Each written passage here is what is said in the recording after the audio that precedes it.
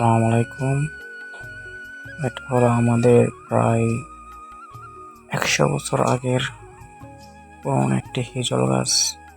আজকে আপনাদেরকে দেখাবো। সেই গাছটি কঠিন ঝড় হয়, ঝড়ে ভেঙে পড়ে যায়। ভিতরে ভিডিওটা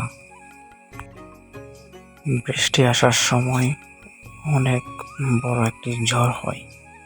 সেই ঝড়ের সময় কঠিন একটি বজ্রপাত হয়।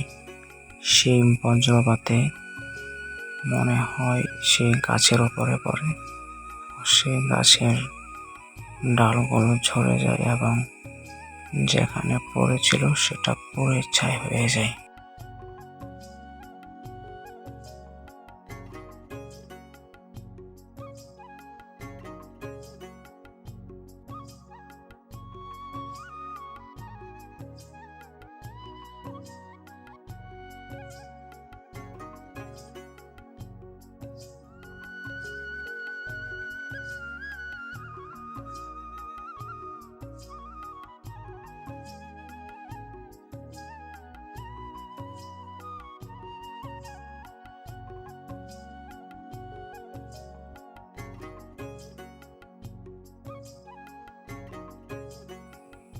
দেখেন গাছটার কি অবস্থা।